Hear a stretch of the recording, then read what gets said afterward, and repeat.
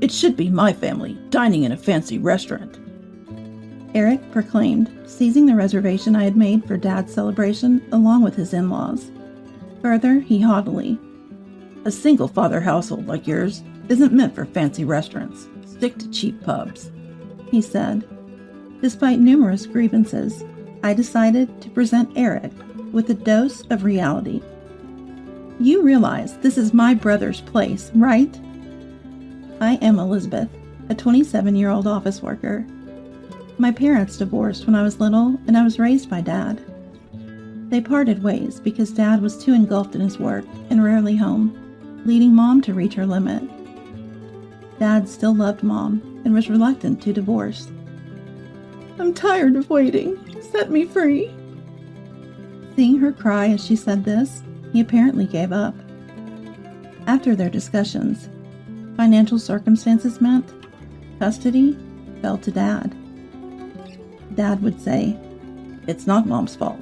The fault lies with me for relying too much on her and neglecting our home. I regret making you feel lonely." When I asked, "Why is Mom leaving?" he would respond with a melancholic sigh. Despite the divorce, Dad put me first and raised me with abundant love. He always tried to make it to my school events and never missed a birthday or Christmas gift. Though some might make insensitive remarks about our single-father household, Dad's love meant I never paid them any heed. Post-divorce, Mom and I met occasionally, but after her remarriage and a new child, our relationship turned awkward, leading to a sort of estrangement. After I started earning, Dad took an early retirement to enjoy a quieter life back home. He had tirelessly worked to support me, and I wished for him to now pursue his interests. Although I live alone, I frequently visited Dad. 2 years ago, I married Eric, a man introduced by a friend. Eric, a diligent and honest man, quickly won Dad's approval. His in-laws, too, were kind and accepted me immediately. However, the suggestion to move into Eric's family home brought me considerable distress. "Both my parents are getting older, and I worry about them. They're both retired and hardly go out or talk to anyone these days. Moving in together seems like a good opportunity. Please consider it," Eric pleaded earnestly. Of course, I wanted to respond to his desperate request.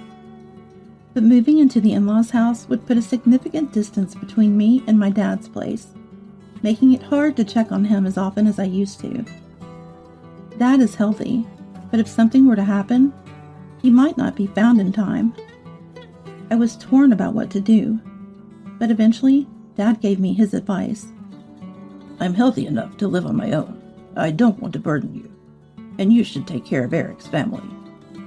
With that, "Call me if anything happens," I emphasized to Dad and reluctantly agreed to move in. However, just a few weeks after moving in, I began to regret my decision. Eric and his parents, whom I thought were kind, drastically changed their behavior towards me. They started treating me like a servant, leaving all the household chores, cooking, laundry, and cleaning solely to me, while Eric and his parents did nothing. I asked Eric to help. "I'm tired from work. Housework is a wife's job, right?" he retorted. My protests that I too work fell on deaf ears. "That's different. You married me, so you should be devoted to me and my parents," Eric would dismissively say. Coming home tired from work, only to face an endless list of chores, was overwhelming.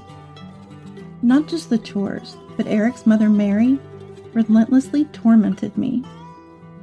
She'd purposefully spill food to dirty the floor, or complain about the slightest speck of dust. "This spot is dirty, you know." She orders me to clean after telling me this. She leaves dirty clothes all over for me to pick up, and after I've washed and carefully folded them. "These folds will crease the clothes. Do it again." She kicks them apart.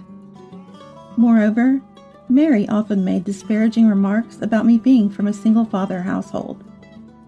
"You can't even do housework properly because you weren't raised in a proper family. How pitiful." It's amazing you can hold a job. The company must be blind to hire such a bottom-rung woman.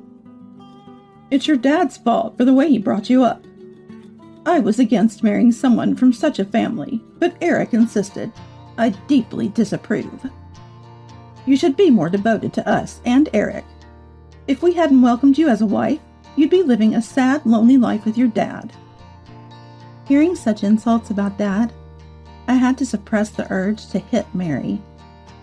And the worst part was that John, my father-in-law, and Eric did nothing to intervene while they witnessed Mary's treatment of me. Far from supporting me, John looked at me scornfully, while Eric joined Mary in mocking me. "Mom's right. You lack any gratitude towards us. That's why she's cold to you." Eric sneered. "A woman from a dysfunctional family like yours would have been left on the shelf if I hadn't married you. You barely have any merits besides working and doing housework, so do them well. Don't even think of asking to share the chores. It's your role as a wife, and making excuses like being tired from work is absolutely unacceptable. I won't allow it," he dictated. When I tried to argue or refuse, Eric's mood turned visibly sour. He began treating me as if I were invisible. "How dare you as a wife? Making a fool of me." And he would excessively shout at me. Then Mary chimed in. "Don't stress Eric when he's tired," making things worse for me. Some of the furniture in the in-laws' house was bought with my money, coerced into purchasing them.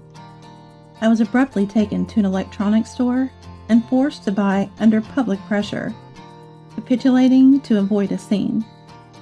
The harassment didn't end there. Even when I tried to visit my family for Christmas, they obstructed me. "You're our wife now. Focus on our preparations. We need a feast and a thorough cleaning done. Your dad's all alone. He won't do much right. We have other relatives to entertain." When I persisted on going home, they responded childishly, spilling juice on my packed clothes, hiding my shoes. Facing daily complaints and harassment, I reluctantly gave up the idea of going back home, unable to reveal the truth. "The in-laws' house is busy with Christmas preparations, so I'll stay and help. Sorry I can't make it back," I told Dad. Dad didn't blame me. "Then it can't be helped," he gracefully accepted. Rather, "Don't worry about it. It's busier there with more people. I can manage fine alone here, so be at ease," he comforted me. Eric's ongoing tyranny made me seriously contemplate divorce. But I was troubled about how to tell Dad, who was purely happy about my marriage without hurting him. In the second year of this tumultuous marriage, Dad turned 60. I secretly made reservations at a renowned fancy restaurant for his celebration. Anticipating complaints from Eric and his parents, I simply told them I had to return home briefly. They grumbled, but reluctantly accepted when I promised it'd just be for the day. Upon learning about the restaurant reservation, Dad was immensely delighted. "I'm so blessed to have such a wonderful daughter. Thank you so much." Hearing Dad express his gratitude made me incredibly happy, but I never imagined such an incident would unfold. As we entered the restaurant and informed the staff of our reservation, we were met with a shocking revelation. "A reservation for 2? There are 3 people claiming to be relatives already seated there." Confused, I went to see the reserved table, only to find Eric and the in-laws seated there. Eric noticing me, sneering with a smug smile. "Too bad you can't outsmart us and dine fancy just by yourselves," he said. The in-laws didn't even look our way, indulging in the feast they had presumably ordered for themselves. Dad, seeing Eric and the in-laws, looked back and forth between us, clearly bewildered. He had only seen the pleasant side of Eric and the in-laws, so his confusion was understandable. Eric, suspecting something from my cheerful demeanor about returning home, had sneakily snooped through my mobile phone. He learned about the 60th birthday celebration at the upscale restaurant and made it there first to preemptively order dishes. Eric began to mock us with a triumphant expression. People from poor single-father households like you don't belong in fancy restaurants. Know your place. Let us savor the dishes here. Be grateful we're allowing you this much. You lot should go to some cheap pub. Despite the other customers' annoyed glances at Eric's loud voice, he remained oblivious, soaked in his sense of superiority. Next to Dad, who was dumbfounded by Eric's audacity, I was at my wits' end. I knew Eric and his family were selfish, but I never expected them to stoop to such shameless levels. My anger peaked as they ruined Dad's special 60th celebration. Suppressing my urge to lash out at Eric, I calmly delivered a fact to him as he sat there smugly. This is my brother's place. He invited us here to celebrate Dad's birthday. At my words, the triumphant Eric and the in-laws, who had been disinterestedly eating. What? They froze. My brother, who had been listening to the entire conversation from the back of the restaurant, appeared with an extremely displeased look. He was taken by Mom during the divorce, but, unlike the estranged Mom, he has maintained and cherished his relationship with Dad and me. My brother owns the restaurant and was the one who suggested celebrating Dad's 60th birthday here. He hadn't attended the wedding due to work, but had seen the photos, so he had recognized Eric. He initially thought Eric and the in-laws joining at the reserved table were part of celebrating with Dad. Seeing Eric mocking me and Dad, and the in-laws not correcting him, my brother was furious. How dare you speak to my sister and Dad like that? I regret being considerate just because you're Emily's family. Is this how you always treat her? I prepared this seat for my sister's wish to celebrate Dad, not for people who hijack it just to freeload a meal.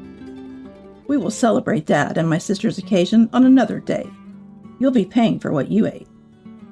Eric and his party started making excuses. No, that's not it. We were really meant to celebrate. But my brother left them to the staff and took me and Dad outside. I'm sorry for letting such people into the restaurant and ruining the celebration. I'll make it up to you. He apologized to us. On the way home, I explained to Dad all the mistreatment from Eric and the in-laws. After listening silently, if you're unhappy in your marriage, there's no point. Don't worry about me. Come back home, Dad said. So, I didn't return to the in-laws' house, but went straight to my own home.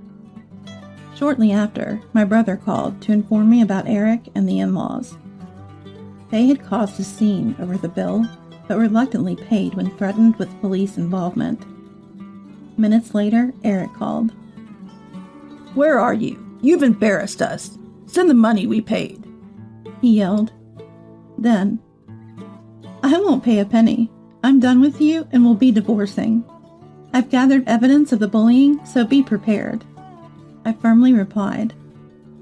I had been collecting evidence of the harassment from Eric and the in-laws, which they never suspected. According to a lawyer I consulted, the forced purchases and other financial exploitations were enough to prove psychological abuse. Realizing I was serious about divorce, Eric panicked. No one but me would marry a woman from a single-father household. Do you want to upset Dad? And he threatened me. I scoffed. Dad said my happiness matters most. I'd rather be with him than care for the likes of you, I replied. Still, Eric warned. You'll regret this. Think it over. But I hung up and proceeded with the divorce preparations. Eventually, Eric and I divorced. He was reluctant due to societal image, but finally gave in as we neared court. I secured substantial evidence of psychological abuse, which ensured I received a fair settlement in the divorce. Additionally, during the property distribution, I took the furniture I had purchased for the in-laws' house, having the legal right as the buyer. The in-laws tried to complain, but my lawyer simply stated, "The purchaser naturally has the right of possession," leaving them defeated. A few months after returning to my parents' home, Eric reached out wanting to reconcile. Apparently, on the day that triggered our divorce at the restaurant, Eric's boss and colleagues were there for a work celebration. They heard everything he said to me and Dad. Eric's boss, who had struggled growing up in a single-parent home, was disappointed in Eric's disparaging remarks about single-father households. Eric, once a promising employee, lost his standing and any chance of advancement. Moreover, his colleagues had spread the story, and he was now regarded with contempt at work as the psychological abuse guy. Problems didn't stop at the company. The in-laws' house became chaotic too. Before our divorce, Eric and the in-laws had offloaded all household chores on me. And post-divorce, the in-laws, entrenched in laziness, bickered over who should do the chores. Eric was being pressured by the in-laws to buy new furniture to replace what I took, and to contribute more financially. I was wrong, Elizabeth. I took advantage of your kindness too much. I've truly reflected and want to start over. Eric pleaded for reconciliation, but my feelings had cooled significantly. He likely faced more pressure to do chores at the in-laws' house, and wanted me back to resume my role as a housekeeper. Perhaps he was also trying to offload some of the financial demands from the in-laws onto me, so I firmly rejected his proposal. No way. I wouldn't get back with you, even if you paid me. I can see you changing back and exploiting me again once we're married. I was foolish not to divorce you sooner without worrying about Dad. Then perhaps Dad's 60th wouldn't have been ruined. We're divorced now, strangers. If you contact me again, I'll consult my lawyer. With that, I hung up the phone. Perhaps my mention of a lawyer resonated because I received no further reconciliation attempts from Eric. Now, I'm living happily at home with Dad, and my brother occasionally visits, bringing gifts. His wife is pregnant, and he seems truly happy. Dad and I are both looking forward to the baby. While I'm not considering marriage anytime soon, if the opportunity arises, I'll be sure to choose more wisely.